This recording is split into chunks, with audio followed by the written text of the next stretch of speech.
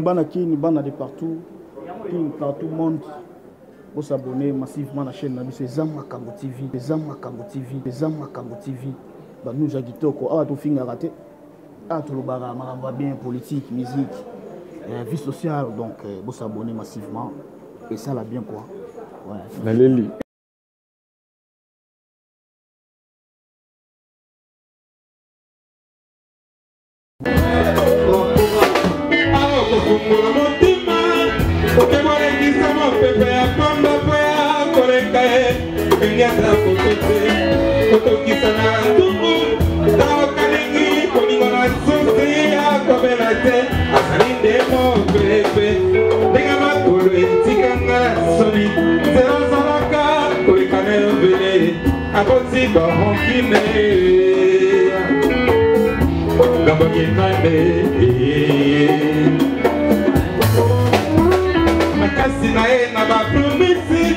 Bonjour très chers amis internautes, je crois que vous êtes nombreux afin de nous suivre. Bien, c'est votre humble serviteur Merveille Kwelituka, maestro de la presse congolaise. Maestro de la presse congolaise. Bien, je sais que vous êtes nombreux, là je vois déjà, je viens d'où dit le nouveau riche. Janoba ma pomme de main, Janoba ma pomme de main. Pourquoi pas Madame Clarty, Madame Clarty, Madame. Bien, très chers amis internautes, je ne peux pas continuer cette émission ou je ne peux pas commencer vraiment cette émission sans avoir remercié celui qui assure cet immense, celui qui fait de sorte que vous puissiez bien nous recevoir chez vous. Là, je vois déjà Lisso ya Mokondi, Isaac Zola, le caméraman le plus frais. Le caméraman le plus frais, le caméraman le plus célèbre.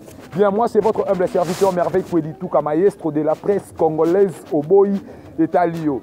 Quant à moi, ce qui est comme des polémiques, on a une polémique qui tait. Non, ça, la polémique qui tait. Mais je vais faire mon travail comme il faut.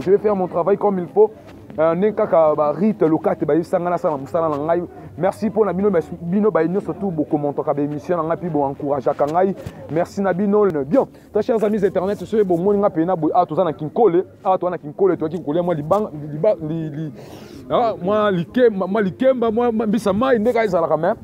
Nathalie, moi, ma commentaire dans l'émission, tout ça là. La fois passée, c'est pourquoi je me suis demandé, na caméraman pour rejoindre pour tout ça un peu éclaircir ma caméra. Bien, ces derniers temps, aux Ali, actualité, na biso Ali Makambo Italie, Inosbi le King fallait il poupa di cap la merveille. Bien, très chers amis internet, biso tozo luka toujours ko simplifier ma caméra, tozo luka toujours ko pesa ba sens ya ma caméra lolenge o ezali. En réalité des choses, on ne peut pas comparer Fali Ipupa avec Inosbi, le jeune leader que je salue en passant. On ne peut pas en réalité des choses. Malgré Innocent Azali musicien, Fali Azali musicien, donc d'après Koki qu'on comparer. Mais nous, on est en train de faire toujours notre travail, ce qui est notre boulot. Là, je vois déjà le lourd la suprême, Hollande, lourd la suprême. Big salutation à lourd la suprême, vraiment. Je trouve ça là comme ça dans la biso. Inosbi Aza musicien ya Congo. Fali Ipupa di Caprio la merveille El Marabio hein de King. Balbi ba miko to benga kay aigle, miko to bengi aigle. Azali musicien ya Congo. Ce sont les musiciens ou ce sont des personnes qui font la fierté de notre pays. La fierté de notre pays en hier, s'il faut dire. Inosbi, Kokeko Salanaye, featuring Net Diamond, ça n'a rien à voir avec featuring Oyofale Salaki Net Diamond. Et ça, le problème au côté. Mais le problème, c'est quoi? Le problème, c'est que comparaison, il y a featuring parce qu'il fallait Salaki featuring Net Diamond. Koto pe Inosbi Salaki featuring Net Diamond. Inosbi Salaki featuring Net Diamond, t'es pour prouver tout le monde. Pour prouver que non, lui il est grand, il est comme ça. Non. Lui il a fait juste son travail. Ce qu'on appelle échange de culture. Échange de culture. Comme ça là, featuring na peut-être il y a mot cannabis, ils allaient juste échange de culture. Fallait il peut d'ailleurs kosala ne featuring na Diamond ezali no yene mtakine koluka kosala featuring wana plutôt ezali Diamond aluki kosala na Fally Ipupa featuring parce que nous savons tous que non Fally Ipupa pe na ba Diamond ezaki non Fally azana moi azana ba niveau moi peut-être élevé ki Diamond kosala ne featuring na Fally aluka pe aluka ba gaz na lolenge na peut-être ezalaki ba rêve na que non peut-être kosala ba featuring na Fally Ipupa il a réalisé cela. Entre-temps, Inosbi, peut-être aussi, il avait ces rêves-là plutôt, il y a aussi la mimi, il y a aussi la featuring de Diamond. Alors nous les Congolais, tellement nous avons toujours comme ça la polémique, c'est pourquoi on a cherché seulement il y a aussi la polémique. Mais quant à moi, on a la polémique, ils ont polémique c'est parce que bangomi balé ba la fierté ya mboka na biso bangomi balé bazo tombola bangomi balé donc tous les Congolais voient même Ferré Fally Héritier Werajibe Kofi Fabrigaz Materazzi Binafile voire même Mbeya nani Di Maria Mbeya bango tout ba la fierté ya musique ya mboka na biso donc c'est que tout le cas un peu kolongola o ezali culture mo il y a polémique c'est ça qui tue aussi notre culture. Vous voyez, et puis on sait que les alliés polémiques, na balolenge mo eza nango té, ezo bebi sa culture yambo cannabis. Donc, moi je suis ici pour simplifier les choses et pour expliquer aux gens qui cherchent toujours de faire de polémiques, qui n'a place peut-être polémique et coquille au salaté et bomi pe makambo. Inosbi aza petit a Fally Ipupa. Lorsque Fally a commencé la musique, peut-être Inosbi, il était encore au dos de ses parents, il y a papa na non de son père. Vous voyez, mais Fally déjà a souffert déjà à mettre d'abord nous les wana. Et le loyo, Inosbi, il a commencé sa musique, son carrière. Oui, c'est bien beau. Nous devrons toujours féliciter ces petits. Il y a qu'au percer, il y a aussi là oh peut-être oh biso, tous il a toujours et ça la musique il y a Congo. Et non, il y a qu'au rabaisser sous petit voilà na ba polémique oh peut-être ba mikolo misusu ba kweya. Toyebi ba mikolo misusu ba kweya na ba jeu ya polémique.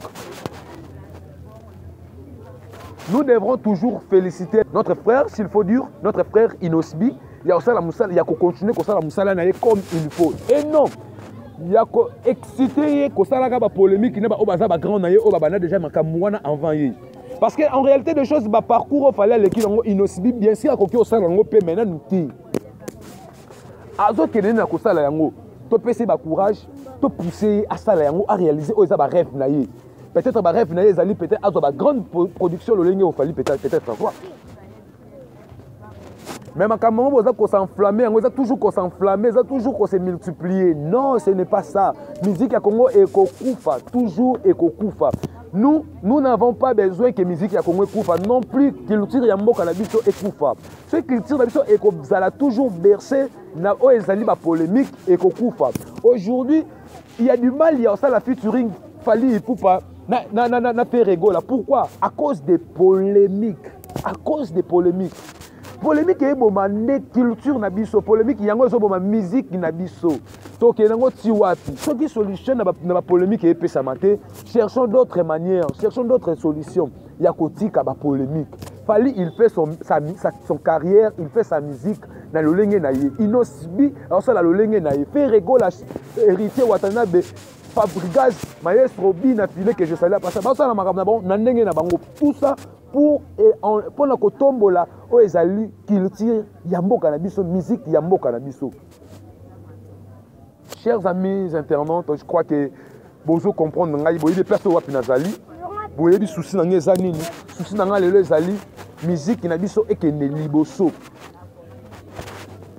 Faire rigoler na héritier na Fally Ipupa bayoka na kabakoki pe osala le moba sali moi j'aime we pesi pe makambo hein Gez Mawete Inosbi basali pe moi j'aime we pesi makambo koto pe to moni maestro Fabro na Robino Mundibu basali pe makambo moko we pesi makambo koto pe Binafile na déplique mpomba nias basali pe makambo pesi makambo to lingi ne bongo to lingi ba polémique Boy, la polémique. Là, c'est les maestros de la presse congolaise qui parlent. Les maestros de la presse congolaise qui parlent. Maman, le vieux Patrick Ndenda qui a eu bango. aoye beloko na loba aima le vieux Patrick Ndenda qui depuis États-Unis d'Amérique aima rambo na loba lourd la suprême chef d'état-major Papi Kawaya et pourquoi pas Platini Milano moi na poto ya tongo depuis États-Unis d'Amérique aima rambo na loba on doit contredire Azate.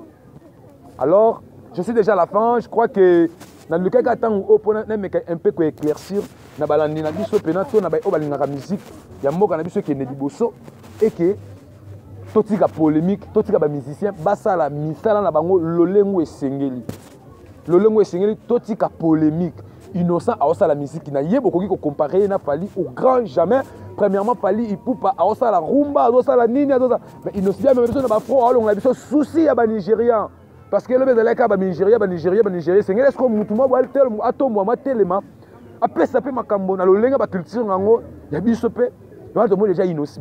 Alors lorsque nous avons besoin de humanisme, ndoki ya vie nanga to ka service to ka 1 minute to ka liputa to ka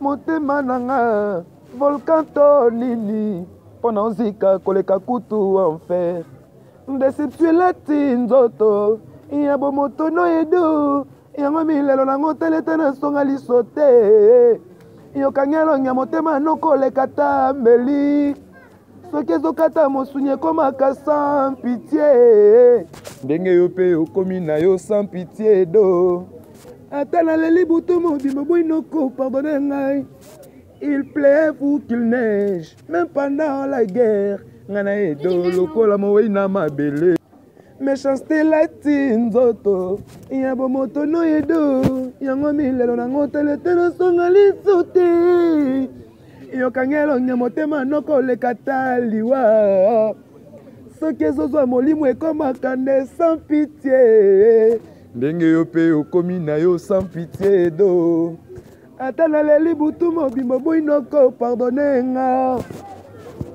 namoni pasi mingi na bolingo na yo kasi wapi répond pousse na ngai edo chaque travail mérite un salaire me ngai te ata lisumu eza na salaire nango edo oya ngai salaire ya bolingo wapie soki milelo te osentir ndeti banzema bongo do fo Fally kam tapesa yango balinia na foka Fally ozobeta mabe te ozobeta mabe te ozobeta mabe te tout le monde est babilo kona soko baligné wana po inosibi na pesa ngo donc ba on tout baza important totika polémique basa la misala na bango ba pesa biso toujours la bonne musique ba pesa biso toujours bloqué bien on fait que et ça la biso moi bien musique à Congo na biso et tout mamaka. Là je suis déjà à la fin de mon émission, je crois que vous étiez nombreux afin de nous suivre. Je vous rappelle, c'est votre humble serviteur Merveille Koueditouka, le maestro de la presse congolaise. Je dis bien le maestro de la presse congolaise, le maestro de la presse congolaise. Abonnez-vous dans notre chaîne Eza Makambo TV pour que analyse ya boye comme la cabino. Bo s'abonner massivement, bokota. L'air est grave, l'air bokota, bo s'abonner na Eza Makambo TV. Là, c'était votre humble serviteur Merveille Koueditouka Maestro. Je suis déjà à la fin de mon émission. Je ne peux pas mettre fin dans cette émission sans avoir remercié celui qui était derrière la caméra. Là, je vois déjà Isaac Zola, les caméramans le plus frais. Donc, tous allons toujours ensemble, bo s'abonner, bo commenter et ça l'a bien beau fingater pour que musala o tout ça la ngoka po na bino. Ngana bino to mona lisusu mbala ya sima. Pick up.